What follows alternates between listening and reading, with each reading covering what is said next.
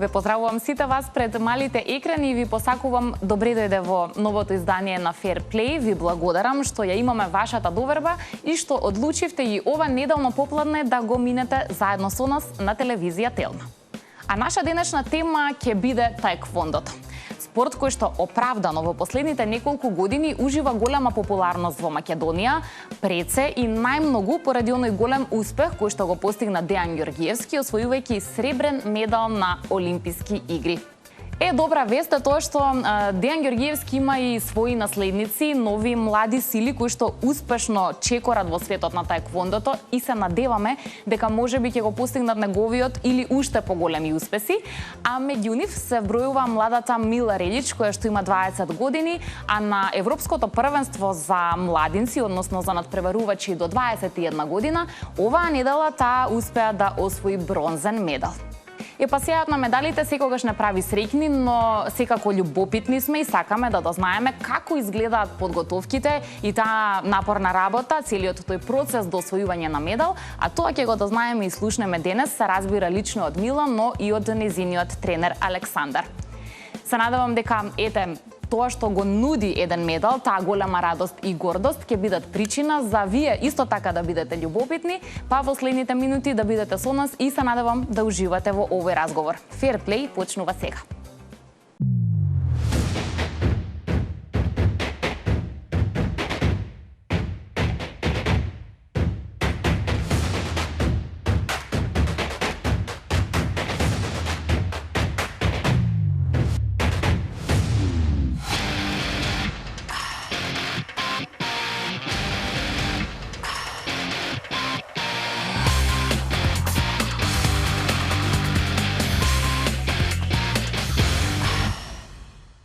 Освоен медал и сериозен спортски успех се секогаш одлична тема, посебно кога станува збор за нашата емисија. Најавата веќе ја слушнавте, па ми преостанува да кажам и навистина тоа го мислам, чест ми е и задоволство што денеска во нашето студио ги имаме Мила и незиниот тренер Александар со свежи емоции од она што се случи на Европско првенство, па очекувам сите тие емоции да ни ги пренесат преку овој разговор. Мила и Александар, добре дојдовте во Fair Play. Добре најдов. Ви честитам од срце. Како сте?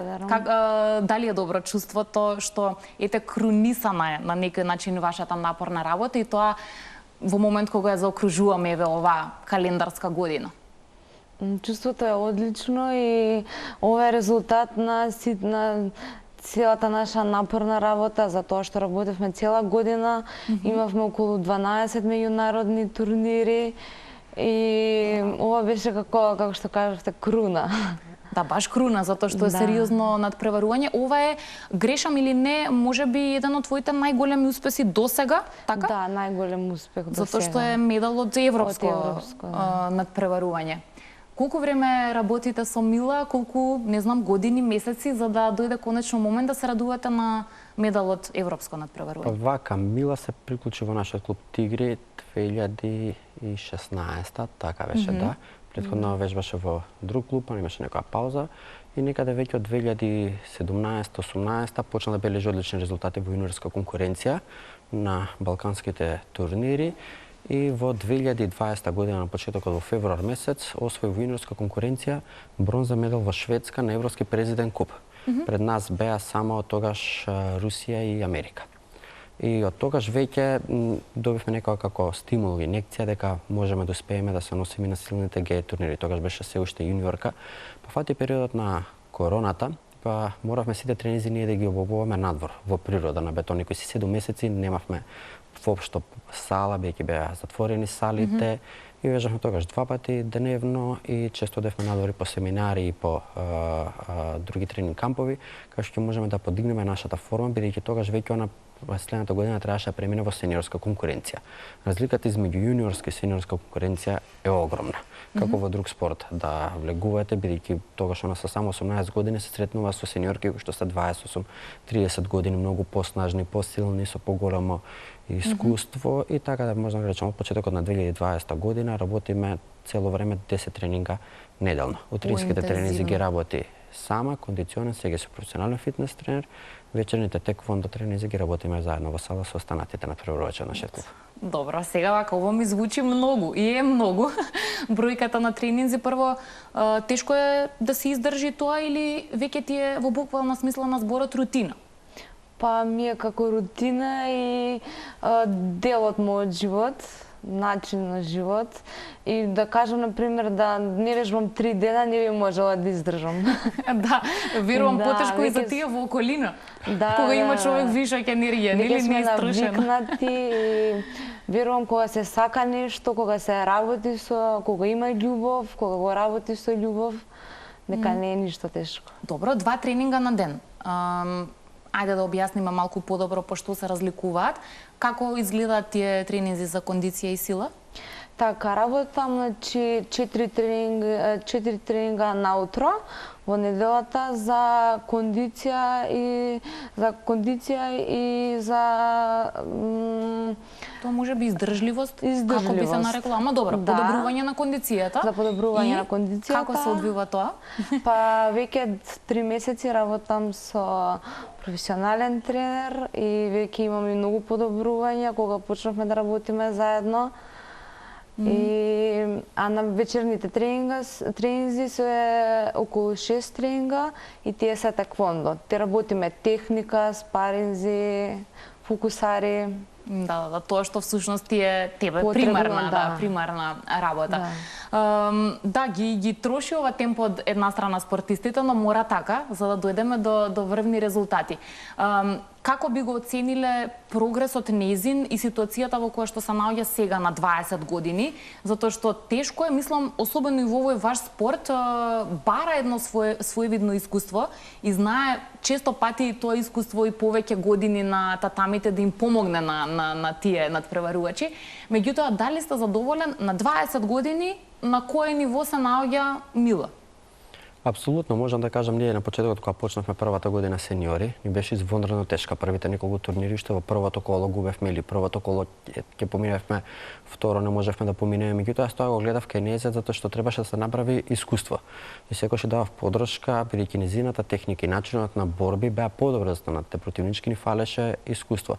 После со текот на тие турнири кај што одевме, гледавме другите противнички како се борат, спремавме тактики и на секои 3 месеци ние правиме план за следните 3 месеци што ќе вежбаме, како да ги модифицираме тренизите, што е тоа на што ни фали, што треба да подобриме, на што повеќе време, на која техника подобро да обрнеме внимание, за тоа да се унапреди. И на тој начин, со тој режим на вежбање, ние стигнавме до ова ниво. Со 20 години јас сум премногу задоволен што она е веќе во први 10 на светска рангинг листа за теквондо, за сениори. Стигна за таа, од која до која возраст, значи 18 плюс. Значи од Се 18 да да. има и по 30-31 година на сениорско преварувачки, да.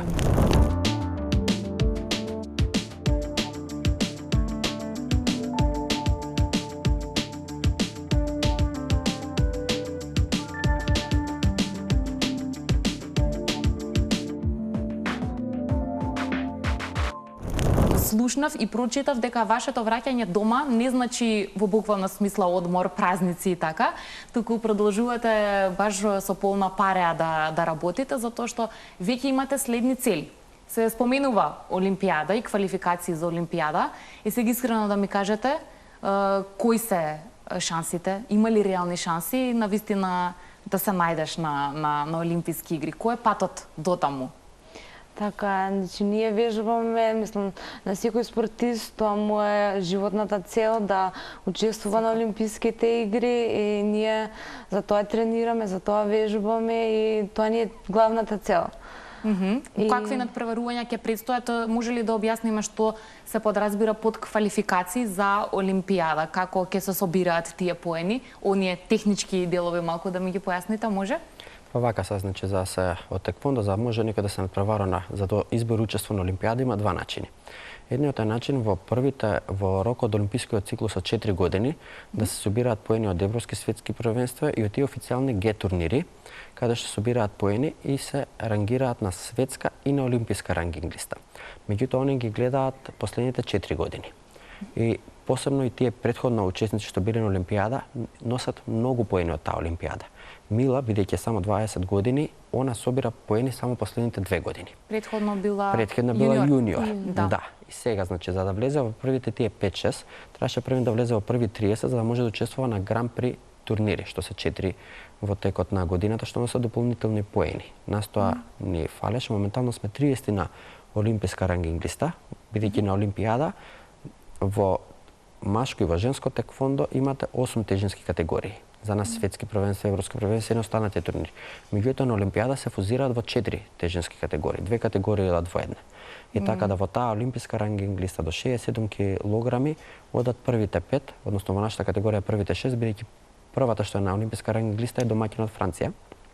Првите 6 изборуваат директен пласман на Олимпијада. Останатите треба да изборат преку континентални квалификации. Квалификации за Америка, Азија, Африка и за Европа. Сега квалификациите за тука ние гледаме нашата шанса. Квалификациите за од Европа се во 11 март во Софија и тука ние гледаме нашата шанса да избориме норма. Затоа што со тие противнички ние сме се сретнувале, сме ги победувале, кога сме губеле на многу малку, на нерешено или на 1 поен разлика, така да тука сме се тука сме се на дофатни се и очекувам да избориме норма. Така да Европа е најсилната конкуренција во теквондо.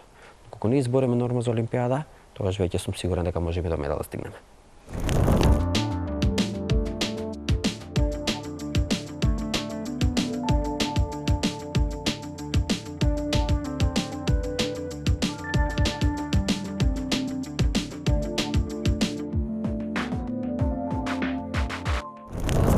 Една интересна тема која исто сакам да им ја разјасниме на оние кои се љубители на спортот, а таеквондото ни стана попопуларно, знаеме зошто. Дејан Ѓорѓиевски придонесе навистина многу за тоа.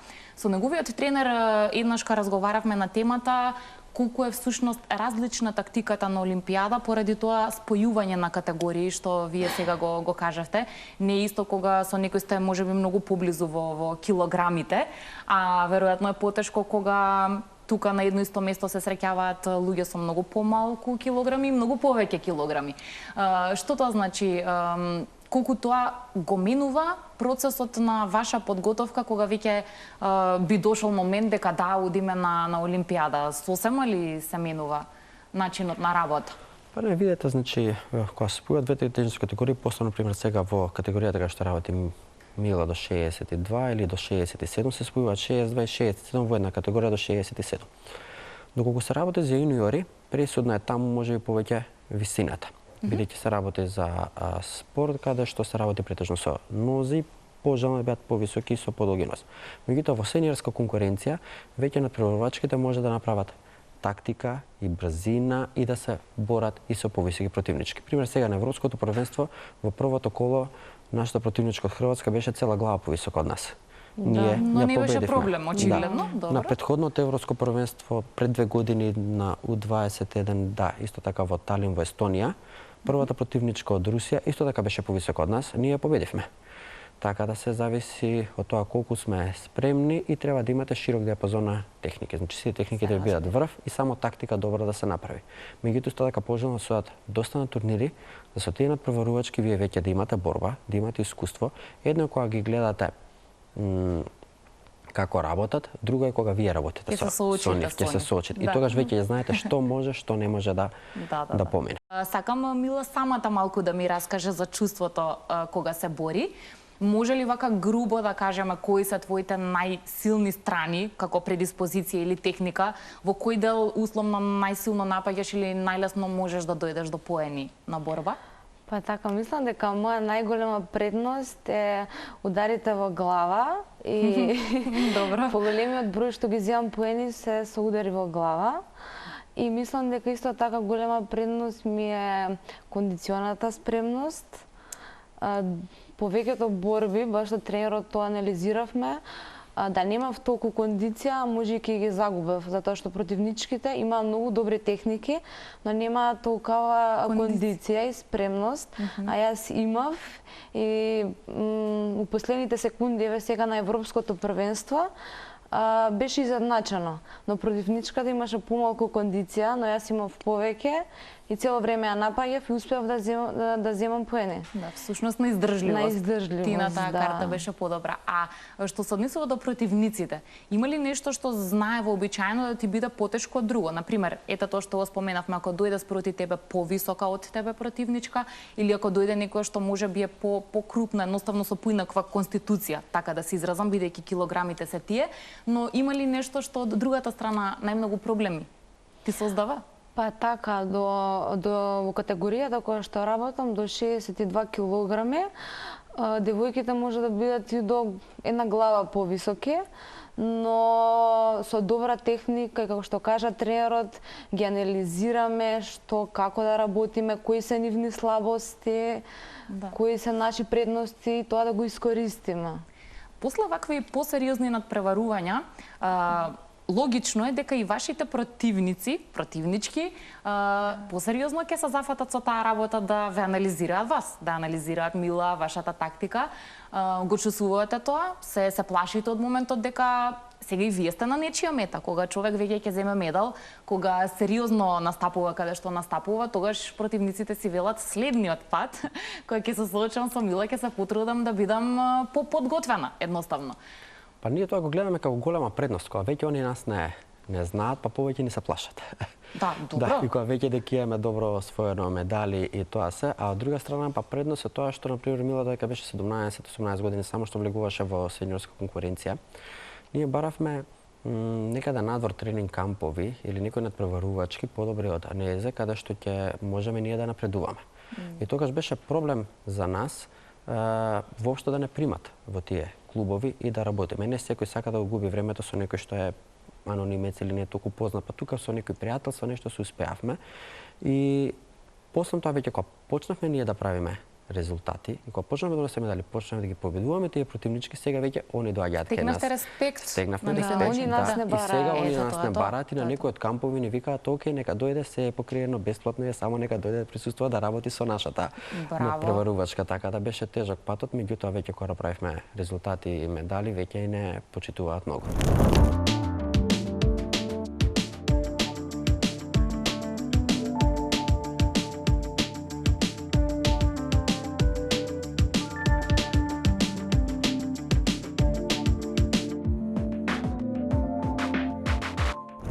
Знам дека имавте имате гости, од каде?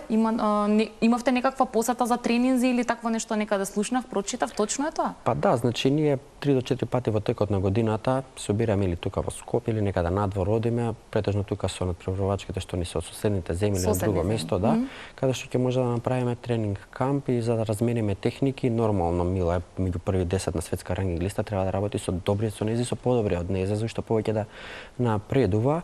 Моментално денес, односно вчера дојде кај нас чехињата Петра Столбова, таа е трета на светска рангинг листа, со незе на нерешено изгубивме на европските игри за малку за медал и така, меѓутоа денеска дојде и Ива Петровиќ од Србија, утре ќе ни дадат неколку од Грција, светската вице шампионка, кај што ќе може за 3-4 дена да размениме некој искуство, повеќе тренинзи, да направиме борби заедно и така.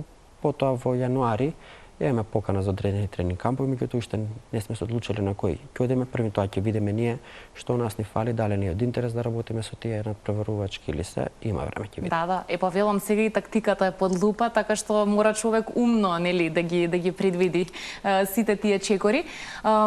Мила, што или кој дел можеби од досегашното твое тренирање на таеквондо ти бил најкритичен, најтежок? Имало ли периоди кога знаело баш да биде комплицирано, а не така забавно, човек да биде таеквондист? Така, мислам дека тоа беше претходната година кога имав една мала повреда на ногата, но тоа е сепак спорт и тука се случуваат повреди и тоа е нормално.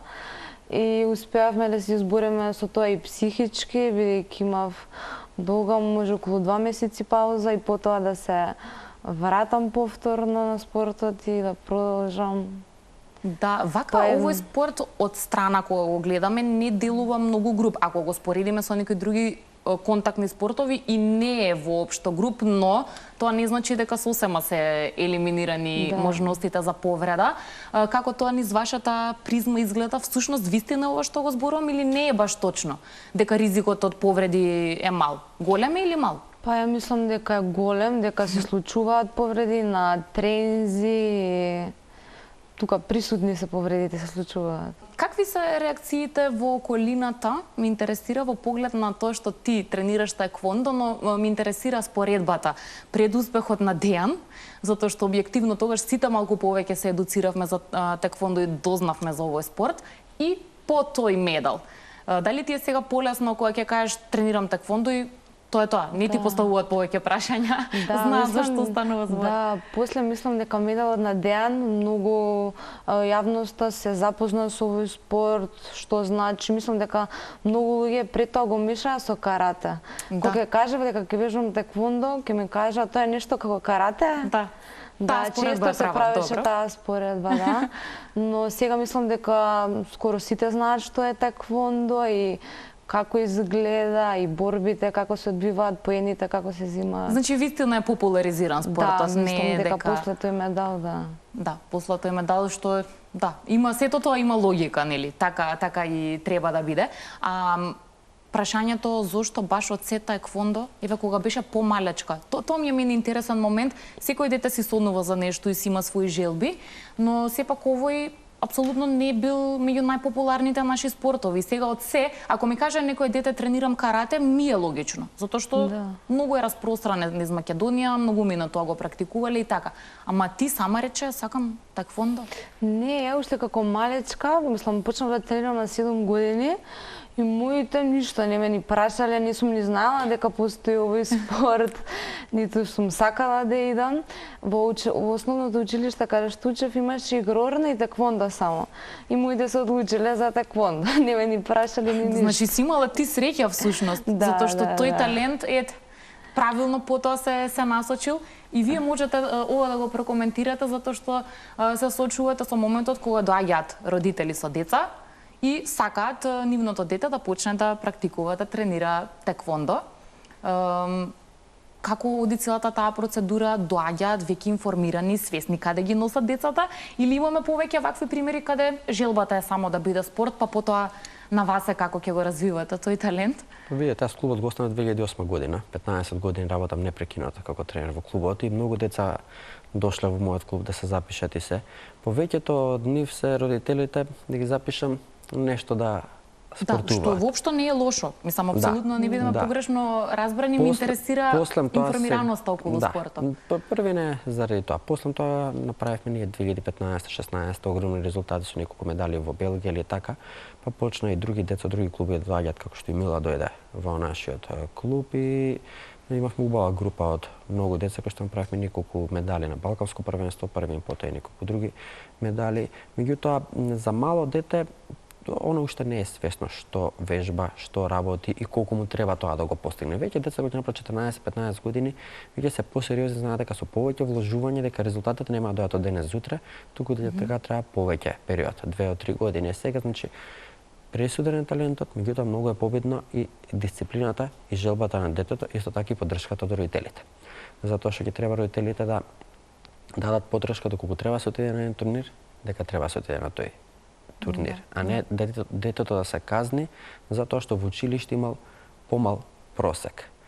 Неколку такви грешки имаат направено за успешни спортисти, не нека ги поправи оценките, потоа тоа дете ниту оценки да ги поправило, ниту во спортот се. А го пропуштило можеби турнирот или се срушил стволно за спорт. Неколку деца така се откажа, така да тука ќе треба значи од сите поддршка. Први детето да има желба поддршка од родителите, нормално тука и од клубот.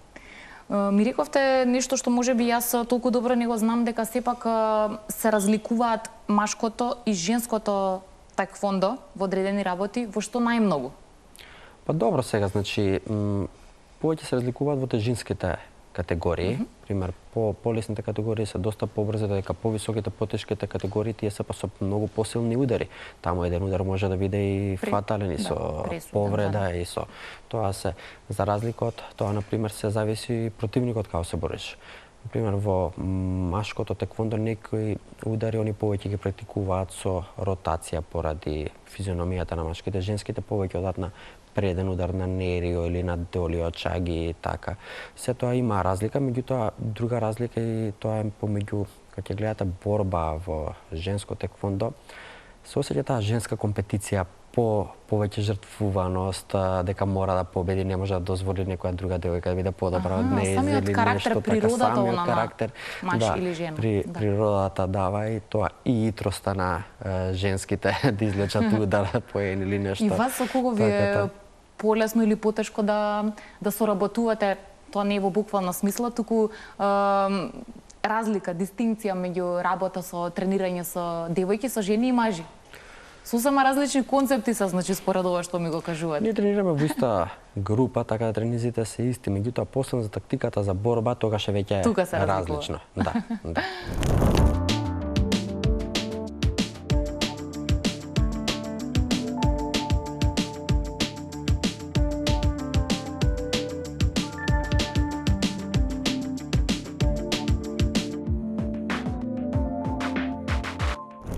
Ајде сега малку подетално за оние борби што помина тава недела.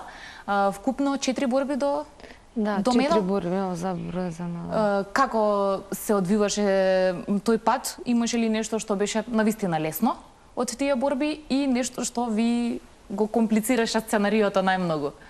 Па така, првата борба се среднав со представничка од Хрватска и како што кажа тренерот беше доста повисоко од мене. И имаше доста, знаеше да искористи таа висина и добро, но добро се носев со нејзе. Повеќе се бранеше, тоа би се рекло? Да, знаеше добро да искористи незината висина, од принцип, например, напаѓаше во глава повеќе. Да. Тоа велам, ти се браниш, Да. таа повеќе напаѓа добро. Да, и за малку, за грешка на грешка од судиите, за малку втората рунда ќе изгубев од неа. Но сепак успеав и првата ве победивме. Потоа втората борба се најдов со представничка од Грција. Грција. Да, исто таа беше доста тешка и близко беше тука борбата. Изедначено? Изедначена, да. И најтешката борба за мене, борбата за медал, беше со представничка од Полска. Неа веќе еднаш кај ја имавме победено во Талин во август Значи веќе знаеше со кого си имаш работа, да, ја добро. знаевме тактиката, со тренерот зборевме кои се низините слабости, како да ги искористиме. И ви успеа? И ни успеа. Смее да се каже вака јавно, еве да речеме за какви слабости разговараме, конкретно знаеш каде треба да нападнеш, кој удар да се употреби, сето тоа. Така оди тоа? Да, ја. Во мојава глава е нејасно, затоа вака буквално те прашувам. Да, ја анализираме, например, нејзи беше, например, послаба одбраната. Да, и ние напаѓавме повеќе, јас поагресивно напаѓав, да. И во полуфиналето се среднав со представничка од Унгарија. Таа веќе освојувач на многу европски и светски медали. Прв пат се сретнавте или друг пат сте се сретнале? И друг пат сме се сретнале. Да. Тогаш како на беше? исто предходната година на европското првенство до 21 година изгубив од нејзе од борбата за медал. Аха, значи втор пат имате тешко среќавање. Се надевам дека трет пат. Трета среќа. Трета среќа. Па се разбира, секоја следна борба е нова шанса за успех, а и поразот е дел од спортот, тоа е што е. Чувствуваше разочараност, зашто не уште малку подобро од ова или... Па не чувствував, затоа што знаев дека дадов се од себе и поради тоа не чувствував. Тоа е тоа, значи реално е, задоволна си дека тоа е реален исход. Судиите ги споменавме, а сакам да ги прокоментирам, иако нели велат залудно е да се коментираат судиски одлуки, такви се какви што се. Меѓутоа, овој тип на спорт каде на вистина знаат да бидат клучни тие судиски одлуки, а и надпреварувачите секој сам мора едноставно да се носи со тоа што во моментот ќе биде досудено, дури ако е неправда. Тоа веројатно не е лесно, ако си за нешто оштетен, а ти да продолжиш натаму со борбата. Сте имали ли многу несакани ситуации каде што навистина би било тежнат патот или поретко доаѓате во ситуација да почувствувате игра, ама без да биде фер игра? Па видете, значи секојаш има влијание од судиите, Можеби не знам, првиот пат така многу што се разочаравме беше пред 2 години на Парис Опен. Поминавме 2 кола и во борба за медал. Судијата така знатно не оштети, со кој што јас реагирав, меѓутоа, не знам, збораме на англиски, тој на француски, бидејќи ние имаме право во текот на борбата, ни даваат картонче да се буниме за одредена судиска грешка, потоа трети суди од записничката маса, они го гледаат видеозаписот. Меѓутоа, ако сум во право, ми го враќаат картончето. Ако не сум, го земаат картончето и повеќе немам право да се бунам. Тој не ме ни разбра што се бунам. И сосема трето им пренесе на судиите таму и изгубивме представничката од Латвија, мислам дека беше Јоланда или така нешто во борба за медал. Потоа и на други надпревари така не се случи, вклучително и на овој надпревар во првата борба со хрватицата. Првата рунда ја доби хрватицата, втората рунда ни даде 2 негативни поени што воопшто немаше простор никаде бе. Негативни, значи тоа не ни познам таа судика и беше тука на прагот да ни даде до 5 негативни поени, ни даде само 4 негативни. Ако ни даеше 5 негативни поени, ќе изгубивме втората рунда и тука веќе ќе завршеше настапот. Ние ја добивме и веќе во третата рунда, ние веќе издоминиравме представничката, веќе бевме многу поспремни од незе кондициски, ја победивме 10-2 и понатака веќе беше сосема лесно. И што се случи исто на еден друг надпревар во Франција, се боравме со домашна представничка, кај што судијата исто така ни даваше многу негативни поени, меѓутоа ние бевме знатно подобри, тогаш победивме не знам нешто као 36-5 или така нешто и чекав само да заврши втората рунда и реков на Била не прави никакви клинч позиции, никакви грешки, да немаат никаков простор, не дадат негативни поени. Меѓутоа веќе после со сите надпревари, сите тие судиски грешки нас не се веќе нормалност. Бидејќи сме мала земја. И ние ако изгубиме некоја борба, а изгубиме поради судиите, ние веќе не се жалиме на судиите. Јас го имам тоа представа да го кажам, ние треба да бидеме 2 пати подобро од нив, 3 пати подобро од нив, ако сакаме реално да победиме. И ние тоа го гледаме.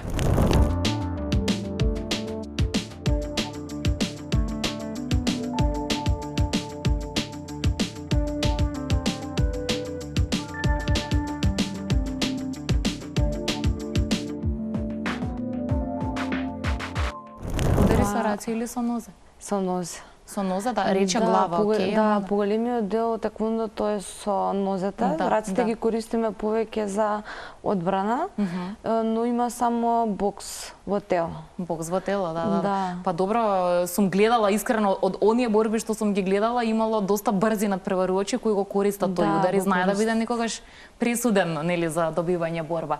Која ти била до сега најтешка борба? Ама потруди се некако поубаво да ми ја опишеш. Зошто ти била тешка? Кој е тоа чувство што условно те мачи на некој начин додека си на татами? Мислам дека најтешка борба ми била борбата на Европските игри оваа година во Краков, во Полска, каде што загубив од противничката од Чешка. Беше изедначено 15-15, но она ја доби борбата затоа што имаше повеќе удари во тело кои што ги удрила, ама ударот не бил доволно силен и не откуцал. И тоа ми беше едно од борбите која што ми е потешко и криво за нејза, затоа што беше многу блиско и бев многу блиско да освоам медал на Европските игри и фалеше многу малце. Александар ми делува вака како многу мирен и сталожен човек. Знаеш никогаш да го изнервираш? Да, во борба и како? тоа Како? знае, Што е тоа што го вади од такт?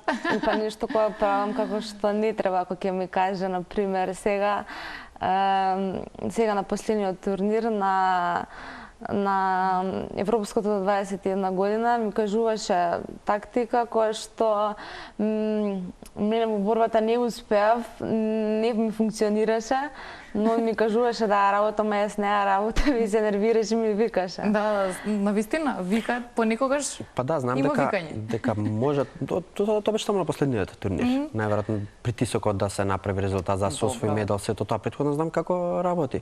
И сега завршува првата рунда и реков оди победа противничката, знаеш како, послабе од нас, работи го тоа и тоа. Оди првин во тело, вториот удар во глава и ќе пројде, викам, противничката не ја враќа главата, ќе видиш дека ќе пројде. Влезе со бошеве и отиде и после тоа веќе направи разлики, после тоа веќе кога направи некоја разлика 3-4 поени и реков, викам, окей, викам, сега, викам, имам уште минута до крај.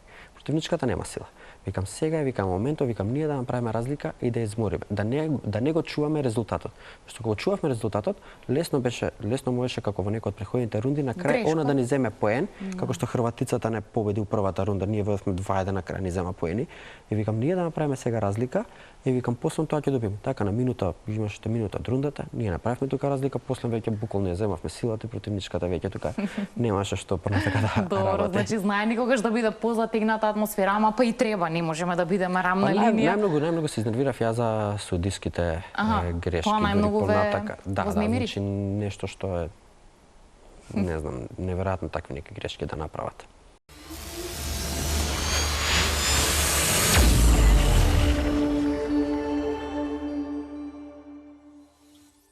Во Македонија има ли доволно конкуренција?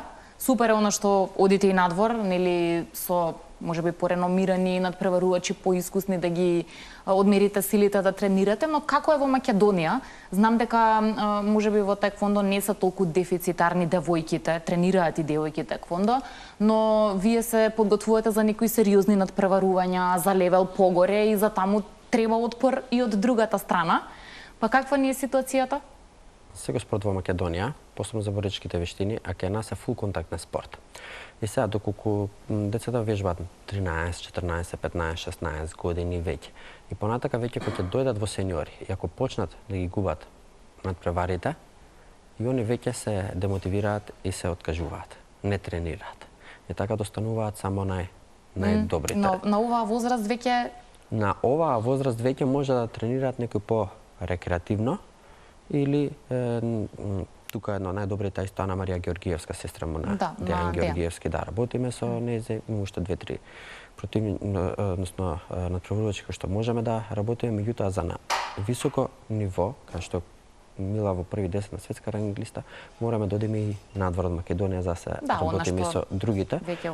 Од друга страна па предност е тоа што имаме машки надпреварувачи кои што се поголеми и посилни, така да она може да работи и со нив и за неза, тоа е предност. Да, апсолутно. Да, така да работиме со... и кај од сестра му на Дејан и така во таа атмосфера и во тој клуб кога бевме го објаснија истото, што значи како практика за вас функционира. Добро, уште неколку минутки до крај кои ќе ги искористам да ве прашам, бидејќи го споменувате месец март, тоа значи дека цел празничен период е пред вас. Предпоставувам за да тренирате. Значи нема руска кифлички, славење и така, туку ќе има тренирање. Сериозно, како сте организирани? Нема да одмарате? Не. Не. Може да имаме нека кратка кратко, се разбира, но не повеќе од тоа.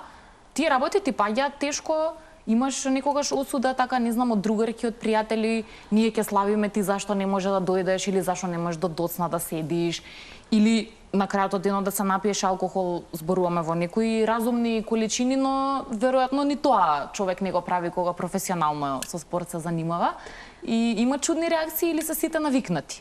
Така, веќе се навикнати другарките, често пати знаат да ме викнат, но кога ќе им откажам, сега веќе не се љутат, затоа што знаат што ми е приоритет и знаат дека мора да додам вечерта, например, дека ми е побитно додам на тренинг, него да искочам или додам на журка, така да веќе имаат разбирање.